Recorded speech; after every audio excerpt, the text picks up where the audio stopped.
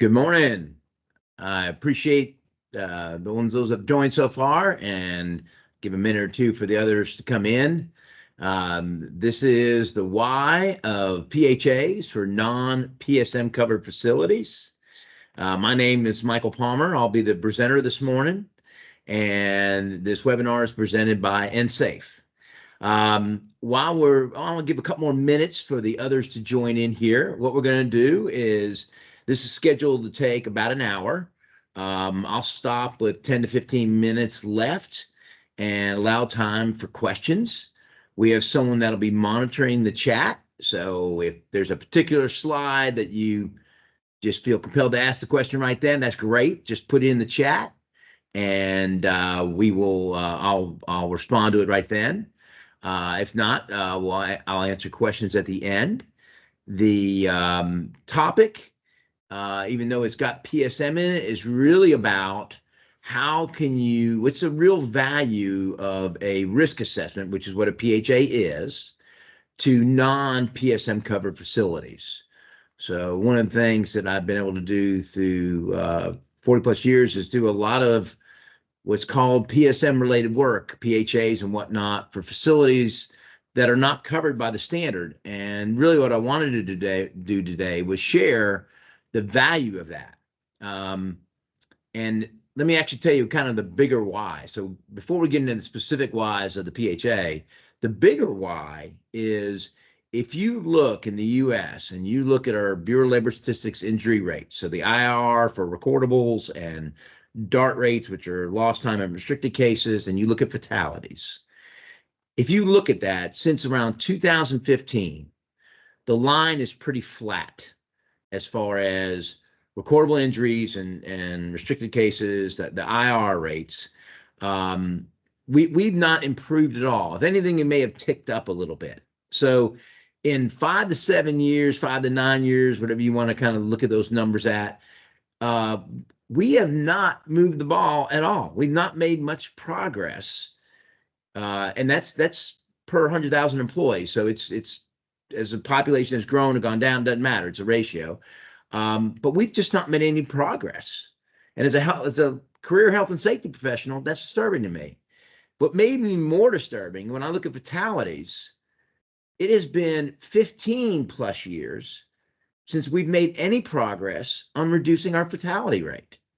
In fact, in the last 3 years, we've ticked up. It's hundreds of a percent, but it's still gone up. So as a safety health professional, I am not good with accepting status quo. And what I'm going to present to you today, I think, is a way to move that needle. I think it's a way to kind of use a very fundamental concept of risk assessments that apply to non-PSM covered processes to move that needle. So that's the bigger why. What I'm bringing to you are my opinions and thoughts and things I've learned from being in facilities, what I've learned from people and industries that I've gone through in the 40 plus years. I'm not going to go all through this, but basically I go over the US, around the world, working with companies on every kind of thing from process safety to machine guarding, confined space. But fundamentally, how it applies to this is, I spend a lot of time with risk assessment and using that as the foundation to how do we reduce risks in the workplace and keep people from getting injured. So that, I would tell you, is really what I hold, I guess, most dear in doing work. And what I really feel is the biggest thing that can make a difference is really make this about risk and not compliance. And I'm going to show you an example of a way to do that today. All right. So just a very quick, who we are, just so you know, kind of background, and I'll make this very quick. EnSafe, I'm proud to be a principal in EnSafe, and I was formerly the VP of Health and Safety. Now I just operate as a principal within the company, going out on projects and clients and sites. We also do quite a bit of environmental work in the way of compliance and environmental restoration, planning, management planning and design, geological services, engineering, and then natural and water resources. So a lot of different things in the full EHS spectrum. We've been around since 1980. We're a private employee-owned company. How I've got a lot of this experience is learning from others, and others is clients that I've been at. We go all through, we're government as well as industry, and then all types of industry, utilities, and things of that nature. Okay, commercials over with.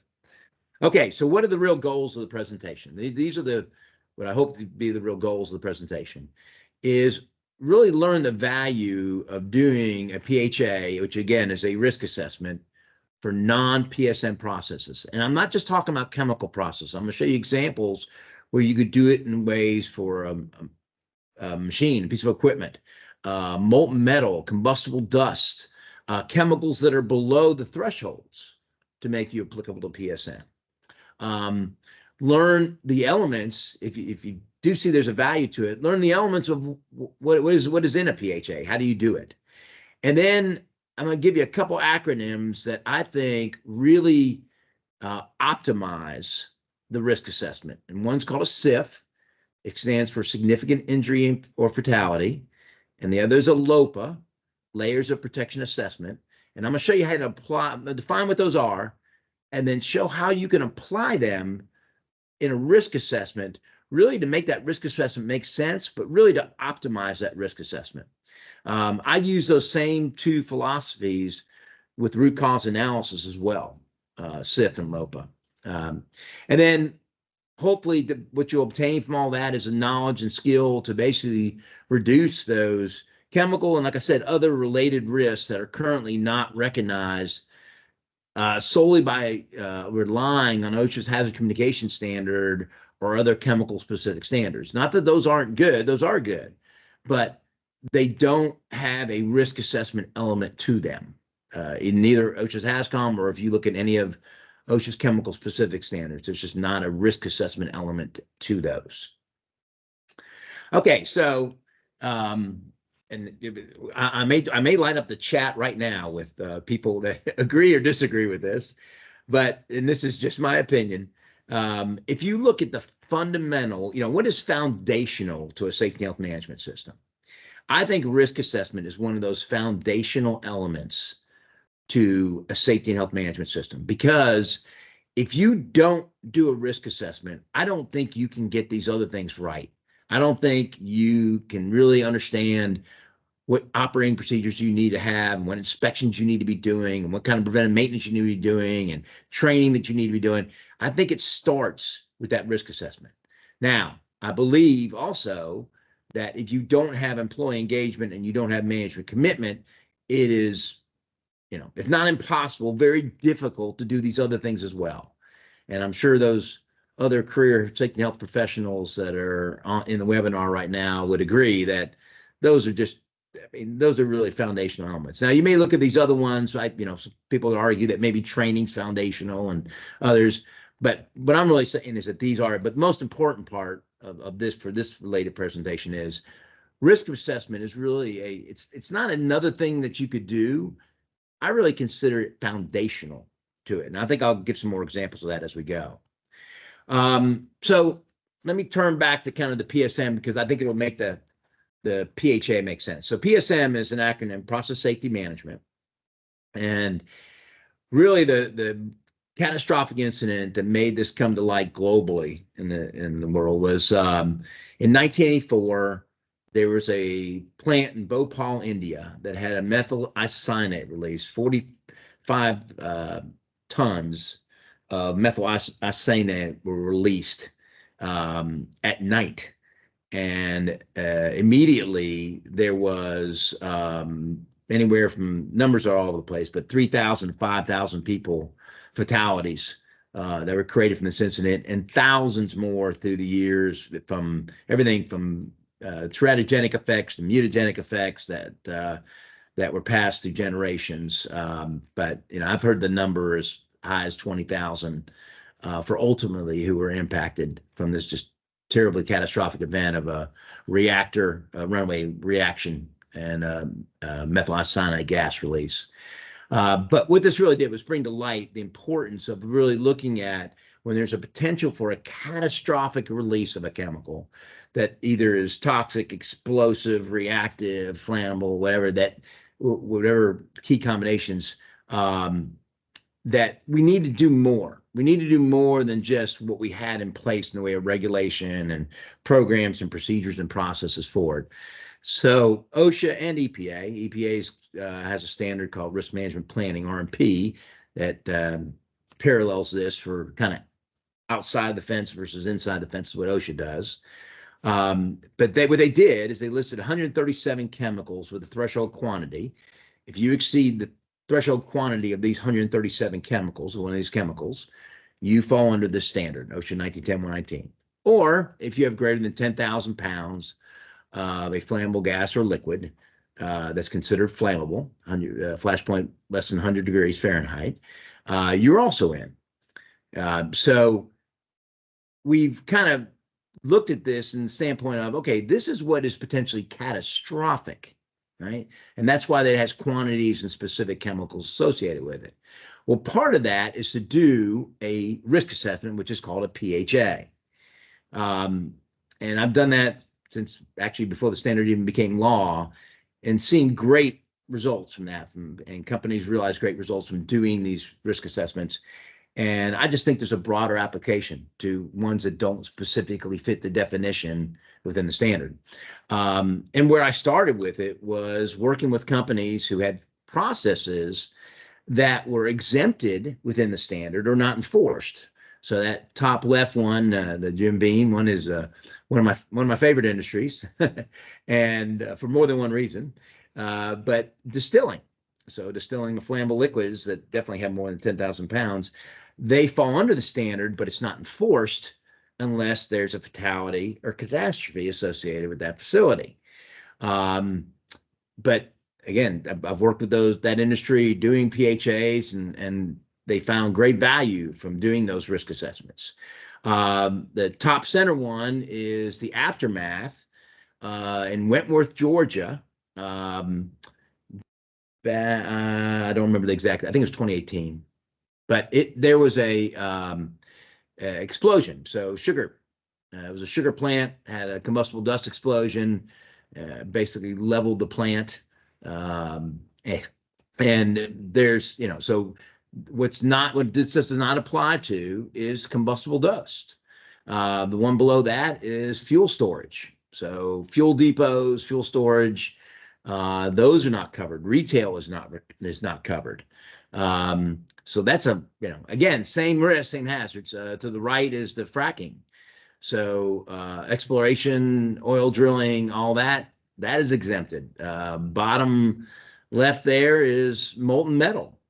Molten metal's extremely hazardous type process, but it's not covered. So what I've done is I've been fortunate enough to work with these industries on applying some of the same principles of PSM, including PHAs, and they've seen great benefits from doing that.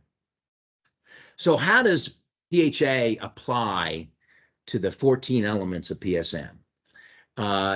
Like that slide of the building, I consider it a foundational element within PSM. So when I work with companies on their PSM programs, we talk about the importance of that PHA really giving them the framework they need to then do the other elements. From the risk assessment, they can get the hazards and risk and control information by which to write the operating procedures, by which to develop training presentations, by which to determine the requirements for contractors, by which to determine their preventive and maintenance for what's called mechanical integrity requirements. It's impossible to evaluate a change and non-in-kind change if you haven't done a risk assessment to determine where those risks are. Investigation is very key, knowing the risks to start with. Emergency planning. So I go through all these, that the PHA lays that groundwork by which you can then successfully manage these other elements of PSM. Now let's talk non-PSM. So if you think about it, a risk assessment does the same thing. For non-PSM facilities that have operating procedures, work instructions, things of that nature that are relating hazards and controls and training and practices, that risk assessment gives you the foundational information you need by which to identify and understand those hazards and those risks and the controls that you need to have in place and what you need to do in event of emergency and whatnot.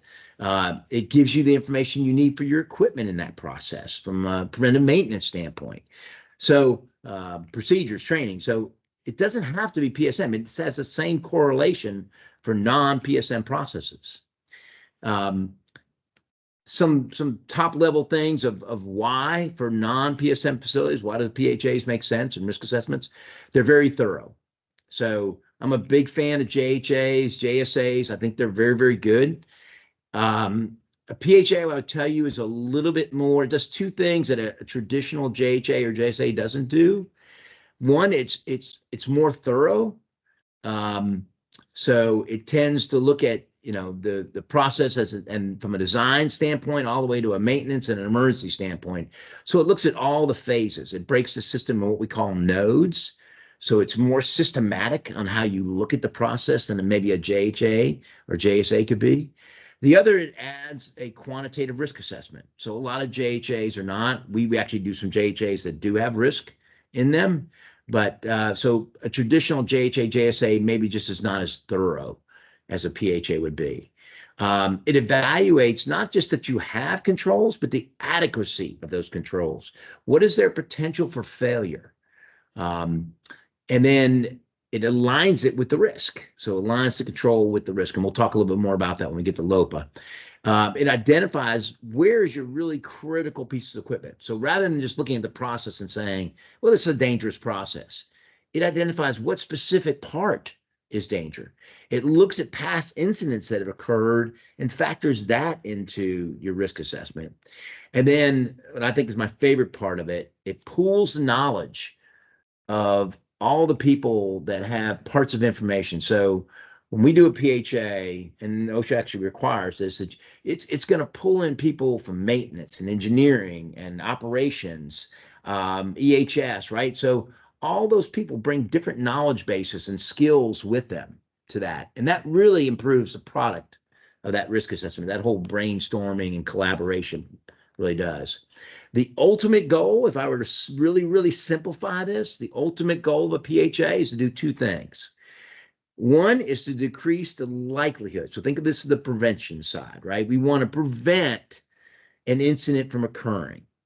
So it looks at likelihood, frequency, however you want, probability, however you want to, whichever term you want to use. And it looks at ways to reduce that from ever occurring. And then the second part of that is it potentially reduces the severity of the consequences. And we'll talk about how that differs when we get into LOPA a little bit. But so ideally, it's going to do one or both of those, right? Either it'll reduce the likelihood of it or reduce how catastrophic or severe the result is if an incident does occur. To simplify it maybe even more is you do this risk assessment and you're in the red and it pushes you to the green. It gets you to figure out a way to get in that green or at least get into the low yellow, because there's I know some safety and health professionals are going to hate this, but zero risk is something that sounds really good, but it's just not a reality in most industrial and construction processes. I know it should always be the goal, just like zero injuries. Absolutely should always be the goal. But what we got to realize is that risk is relative and there is some inherent risk in processes. It doesn't mean we accept it. What it means is we look at ways to decrease the likelihood of that risk and reduce the severity of the consequences of that risk. So when you look at the elements of a compliance requirement within PSM for a PHA, let me go through these and talk about, this gives this is a regurgitation of the standard. It kind of goes through that you have to have the hazard of the process, look at any incidents, you have to look at your engineering administrative controls, your consequences of those controls. Facility siting is looking at things around the process that could impact it. Human factors is the human part, right? What do I do from a practice standpoint? And you have to do this with an evaluation that provides a qualitative or quantitative risk evaluation of it, right? So that's all what the standard says. But if you look at this, it doesn't have to be a PSM process. This could be any process. I could look at this for combustible dust. I could look at it for molten metal. I could have a mechanical power press, and I could look at these same things, right? I want to know the hazards of that process. I want to look at previous incidents that have occurred. That makes sense for anything. If you're looking at driving a forklift, right? You're assessing the hazard of that, or going into confined space, previous incidents. Look at the controls that are in place to keep a accident from occurring, right? What kind of engineering administrative controls? So hierarchy of controls, you're looking at those. You're looking at the consequence. So how reliable are those? The things around that can affect it, the human factor in it, and then quality evaluation. So my point of this is, yeah, this is in the PSM standard, but this should be done with any kind of process or operation or piece of equipment you look like. All 7 of those items make sense. They're just logical to collect and look at when you're looking at a process or equipment. In doing that, that collecting information beforehand is super, super important. Gone to a number of PSM facilities that they want to get going, especially when this standard first passed in the 90s. There was a 4-year cycle that you had to get all your PHAs done. You had to get 25% done by year end 1, and 50% by 2, and 75% by year 3, and 100% of them done by year 4. So people were just wanting to get these done, boom, boom, boom, boom, boom, right? And what I found was we would get there and they wouldn't have all the information. So you're trying to do this risk assessment and you don't have the information you need. So this is my way of saying to you, you got to be patient. So you can see I even have a quote, and that is my quote. You can't make chicken soup from chicken poop. You cannot do a good risk assessment unless you have the information you need to do it with. So you do have to be patient enough to kind of collect the information. This is everything from schematics or drawings of the process, a list of equipment, SOPs, what kind of PMs you need to do, design criteria for the process, what kind of safety systems, emergency systems, if it's chemicals you're using, safety data sheets. I was working with a facility that had a plating process not long ago, and we were doing a PHA for a plating line that does not fall under PSM. They asked me what kind of information they needed, and I sent them this list. And they said, oh, no, we don't fall under PSM. I said, I know, but I still need the same information because this is kind of fundamental information for doing a risk assessment. Another thing, well, to this slide, there's kind of 2 things. One is the left side is there's different types of PHA. So in the PSM standard, OSHA says you can do one of these many methods for doing a PHA. If we have any engineers in the group, you probably have done or do FMEAs. So that's a really common method. And that was really, really popular real early on in the early 90s for PHAs. HAZOPs are probably the most popular one that gets done. A HAZOP looks at parameters like temperature, pressure, and things like that, and looks at deviations in those parameters, too high, too low, misdirected, or things of that nature. What if checklist is kind of what most safety health professionals would probably be most common with is you're looking at what could go wrong. So what if this happened, or what if that happened? And you kind of look at the process and almost playing like devil's advocate, if that makes sense. You kind of go through it, and fault tree is another one along that line, looking at what could fail in the process and what causes it to fail. But all of them are types of risk assessment. So I'm not going to tell you that one's better than the other. It's really about what kind of process are you looking at. The more chemical the process is, probably more I'm looking at HAZOP, especially if it has a lot of parameters like temperature, pressure, flow that are really critical. The less chemical it is, I'm probably more towards the what if or FMEA type methods. Either way, the next thing that is really important is to take it part by part, right? So that's what a node is basically a part of the process. So you look at a process from start to finish, call it, the beginning and end of your process, and then you break it into parts, logical parts. And you can either do this by task or by equipment. So you break it into parts, and then you do one part at a time and go through your process. All right, you assemble a team. So I kind of already led to this one a little bit, but I talked about the importance of making sure you have an integrated team that does this. As a common, I take the role of PHA leader very commonly, and in the beginning, I know I wasn't as good at this because I thought my job was to have all the questions and all the answers.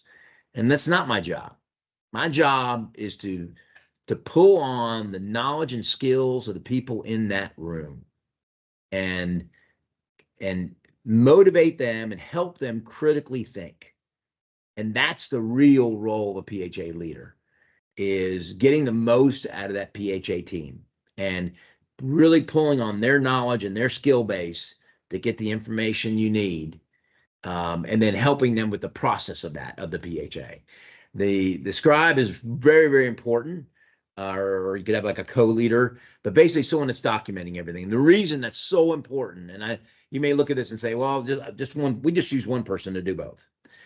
I think that's fine, but the problem with that is it's really hard to multitask like that and be really effective at one or the other. So I recommend you do have someone that is dedicated to getting that information and maybe co-leading a little bit. Engineering is all about the design of the process. Operations and maintenance is all about, how should the process operate day in, day out, also non-routine or temporary, and then how do you maintain the process? And then the EHS personnel bring in, could be incident experience, fundamental understanding of risk assessment, a knowledge of applicable requirements and whatnot, regulatory requirements. So I think, one of these isn't more important than the other, but all together is a tremendous synergy that's going to give you the people you need to do this correctly. One of the interesting things that OSHA requires is they actually require not just supervisors or managers, they require people that actually operate and maintain the process. And I think that's been a great addition I've seen with these. One of the first steps you take during a PHA is identifying the hazards of the process. So this could be anything like you see here, from heat, friction, hot work, mechanical energy. But what kind of hazards do you have associated with that process? Sometimes you can find that information from reviewing similar processes. You can do it by using different guide words and trying to ask about that guide word. It could be pressure or temperature or contamination or upset condition or lack of maintenance or whatever. If you can use different things to kind of get you there. What if this went wrong? What if that went wrong? And that can kind of bubble up your hazards. Just brainstorming freely, like talking about that specific piece of equipment or process or task and saying, any thoughts on hazards related to that? And then really, really important to walk through that process. And I've had so many groups that I get together with that say, we don't need to go walk through that process. We know the process. We're out there running it every day.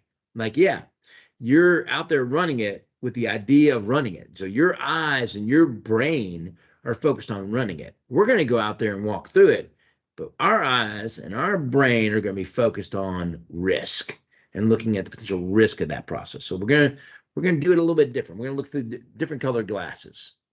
After that, you actually pull it into a risk matrix. So you take your hazards, consequences, and you look at the potential risk. And this can be done many ways, guys. There's, I've seen 3x3, which is a low, medium, high. Hot, warm, cold. I've even seen that before. 4x4, 5x5 are probably the most common risk matrices.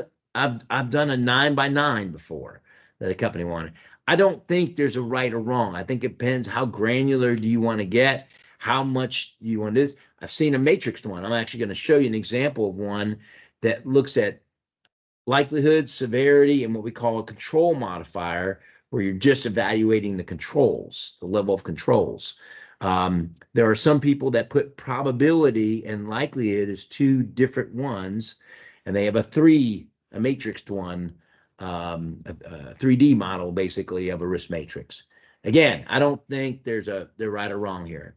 Use what risk tool that if you have one corporately that works for you, use that same risk tool. I don't think that's the big deal. The important part here is some type of risk tool that is quantitative. From this, you are looking at to kind of see where do my risks lie. When I look at likelihood and I look at severity, where ultimately do they end up? And then from that, you're determining are they high, medium, or low? And you're focusing obviously on the high and medium and above type risks to reduce. And I think that's the difference. That's where you really get into the difference of a hazard versus a risk. And I'll give you an example of that here in just a little bit. We have one of those coming. So hierarchy of controls. You have identified the risk. You've looked at the hazards. You've looked at the existing safeguards. Yeah, well, this is where you're really looking at those existing safeguards and where those safeguards lie. So most safety and health professionals, most people that are engaged in their safety and health management system have heard of hierarchy of controls. And the idea is you apply this commensurate with the level of risk, right? The higher my risk is, the higher I'm in the hierarchy of controls. But what you tend to see a lot is people have an over-reliance on administrative controls, procedures, training, signage, work experience, things of that nature. Sometimes that's all you can do. But and I think that's okay sometimes if you are in the low to moderate risk to have administrative controls and maybe even layers of administrative controls and maybe independent of each other. I think some of that can work, including PPE. But the higher your risk level is, so when your risk level is high, you've got to be higher in the hierarchy of controls. You got to look at how can I eliminate that risk? How can I substitute that for something else? How can I isolate that by barriers or engineering type controls? So where can I find controls that are not as human dependent? And that's where you're really looking from that engineering controls up. When I see risks that are moderate to high, I want to see engineering controls and greater associated with that. So connecting those two are really, really, really important. Higher the risk, higher in the hierarchy you go with controls. So I'm going to bring in your first kind of acronym where that I really think can improve a risk, or really optimize. I don't want to say improve, say optimize the risk assessment process. It brings clarity to it. And this acronym, and you may have already heard this and be using this, it's called a SIF. So what a SIF is doing is specifically looking at serious, what we are branding as serious related risks. So serious related risks are ones that can cause a serious injury, which is a permanent impairment, life-altering type injury, a SIF potential, which is a near miss, right? But it had the potential to basically create a serious injury or fatality. Or a SIF precursor, which a SIF precursor is a high-risk situation where controls are absent. So there wasn't a near miss, but you've identified a situation and it's a high-risk situation where controls are completely absent. And it's not a matter of if, it's more a matter of when this could occur. Now, there is all kinds of subjectivity, right, that can play in here as far as, well, is it serious or not? You know, is it really serious? Well, there's definitions you can go back to. If you look at, and OSHA actually defines one when it looks at permit required confined spaces, and it talks about other serious safety and health hazards. So they bothered to really clarify what serious is.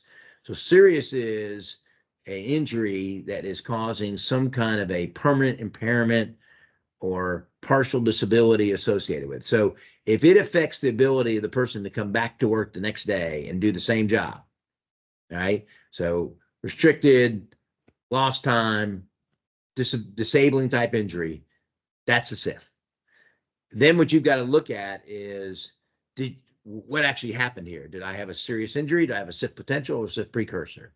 If I'm doing a risk assessment, I'm really in that SIF precursor category because nothing's happened. I'm doing the risk assessment. It's just kind of a preemptive way of looking at my risk.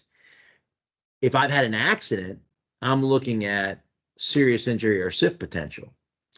So as it relates to a PHA, what we're really looking for is we're trying to identify, when we look through the risk assessment, is have we found a SIF precursor? Have we identified a high-risk situation in which control measures are either absent or ineffective? Maybe we're over-relying on administrative controls, right? So during the risk assessment, we want to, after we've done the risk score, we want to identify, is that a SIF or is it not a SIF?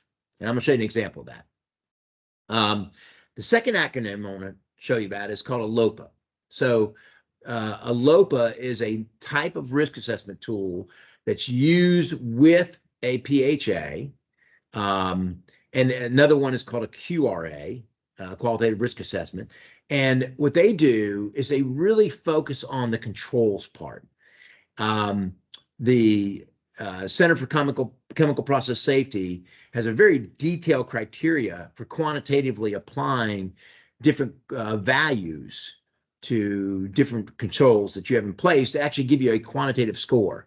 What I'm talking about is a more qualitative application of this acronym of LOPA, Layers of Protection Assessment, where you look at your controls, your existing safeguards, and you say, how reliable are those safeguards? When you're looking at safeguards, you got to put them in a couple categories. You got to look at what kind of, do they either mitigate the consequences of that release? So this gives the example here of if I've got if I have a spill or release, I've got plant emergency response, I got dikes, I got pressure relief valves. All those, they don't prevent it.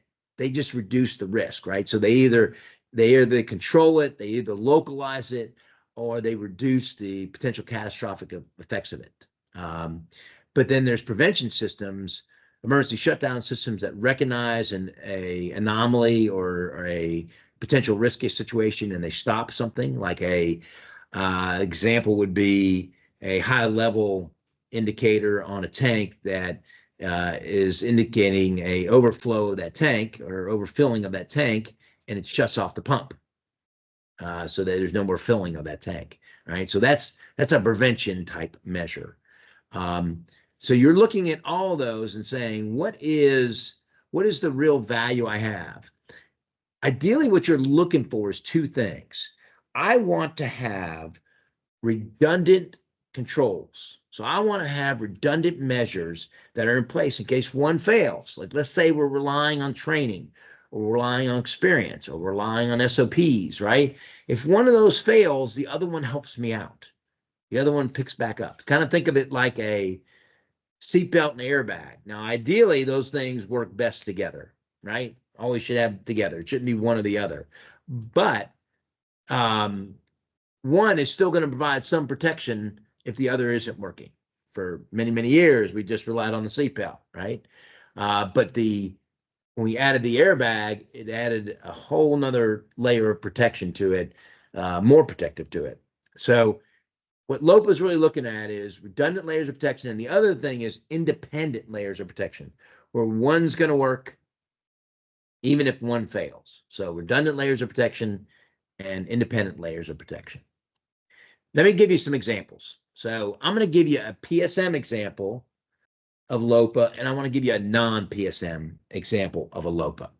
So here's a PSM example. We've got a tank. We're potentially concerned about overfilling this tank.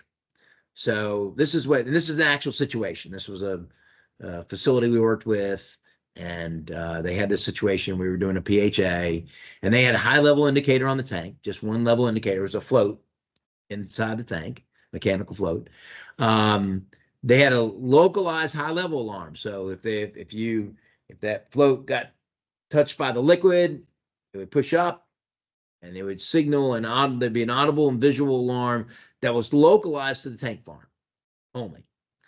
There was a berm around the tank farm, so they had secondary containment. They had an LEL detector, combustible gas detector, inside the tank farm, inside the diked area. And it had a localized alarm. And then the area was the electrical in the area was class 1, div 1. All right. All of those are very good controls. I have no problem with those controls. Those are good controls. But when you look at it, well, what if no one's there? Or what if that high level indicator fails and it blows right by it? So you look at this, you can see potential ways for those to fail. So the additional LOPA safeguards that were added was, in addition to the high level indicator, a high level indicator was actually added. And actually these were changed from mechanical to laser. So with improved control reliability on the electronic controls they were using. They were connected, both the high was automated and connected to the pump shutoff. So they weren't relying on somebody hearing an alarm and going and shutting off the pump. It was automatically interlocked into the pump to shut it off. They also added a bonding grounding connection for the tank truck that's unloading, that would automatically shut off the pump as well. And then the LEL detection was also interlocked to the pump to shut it off. And there's some other things done, but you can see the difference there is the automation that was added to where it wasn't as human reliant. Before, it was reliant on somebody hearing those alarms and doing something, right? And I'm not trying to beat up on people or tell you people aren't reliable or whatever, but when the risk is high, we want to make sure we are high in the hierarchy of controls. All right, so let me give you a non-PSM example of one. So done several ones with molten metal. I do a lot of work in the aluminum and other types of steel, things that molten metal type operations. Have done a number of PHAs and risk assessments concerning this. This is a pretty common process. You have a crucible, and they'll add small ingots and scrap to it to melt. The existing safeguards that were in line for this one in particular was there was a fill line on the crucible. So somebody that's adding, they would look at that fill line and say, okay, I can't put more in I can't exceed that fill line, but it had to see and look at that fill line and kind of estimate, well, I got this much solid and it's going to yield this much liquid inside there. They were very, very much relying on operator and experience training, and they had experienced operators doing the process, and they had a pretty good training program in place. There was very specific SOPs on what should be done as far as when to fill, how to fill, what kind of PPE to wear, all that kind of good stuff. There was signage there to not overfill the crucible, because I asked why was the sign there. They said because it's happened multiple times. So they put a sign up to say, don't do it. But so after a very serious accident, decided to do a more thorough PHA, and the LOPA safeguards that were added is there was a berm added around the crucible for one. So if it did overflow, it stayed within close proximity to the crucible and didn't get out to areas where there are combustibles or people. There was an automated crucible feeder. So instead of someone manually feeding it, having to preheat the material, making sure it was preheated, then adding it in, making sure it was clean, all that kind of good stuff. An automated crucible feeder was that took away all that decision process that had to be done by a person before, an operator before. There's a high level indicator added to the crucible. So when the crucible got to a certain level, the feeder would shut off. You couldn't add any more to it. It was interlocked to the feeder. Rather than relying on somebody seeing that line and determining how much to add. And that reduced the risk for that process significantly by doing it. And this is a non-PSM type process.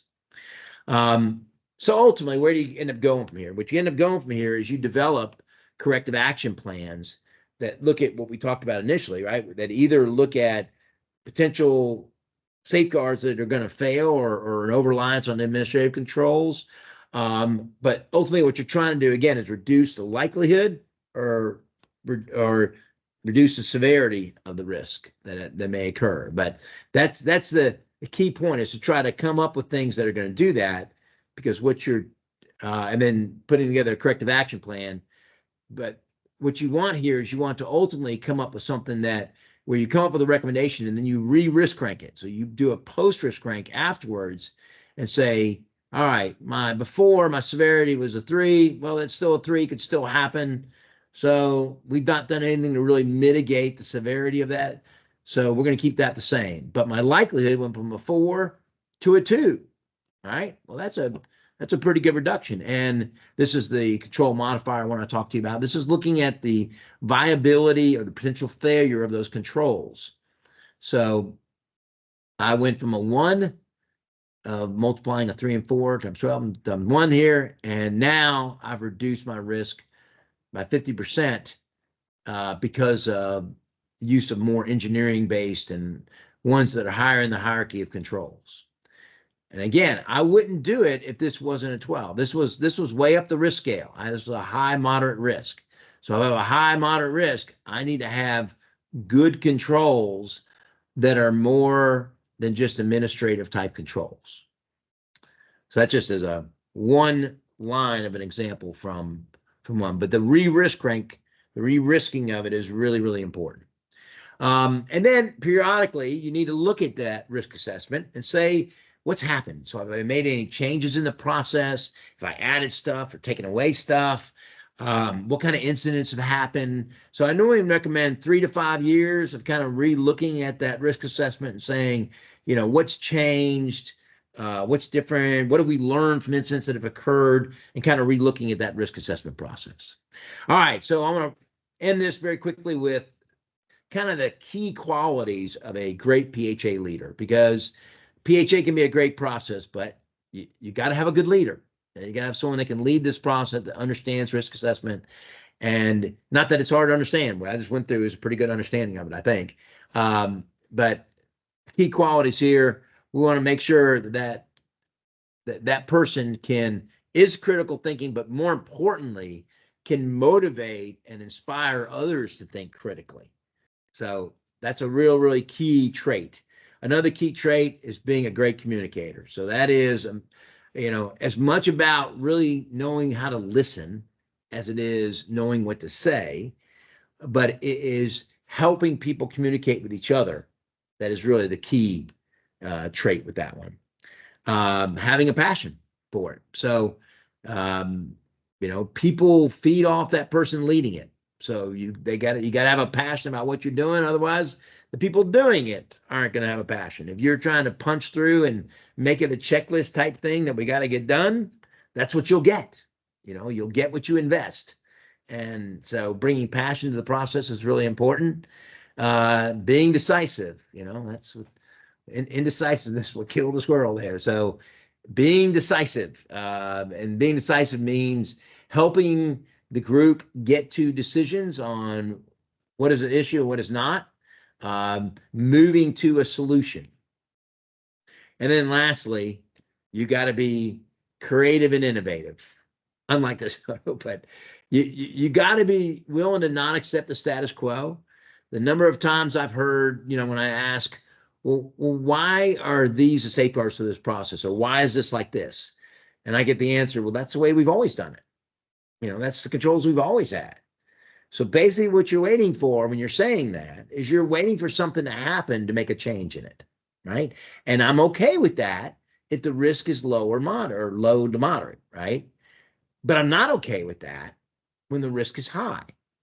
And that's when you got to be creative and innovative and saying, all right, what do we need to do to reduce that risk? Feel free to email me. I put my phone number there too, but I'm a lot easier to get by email.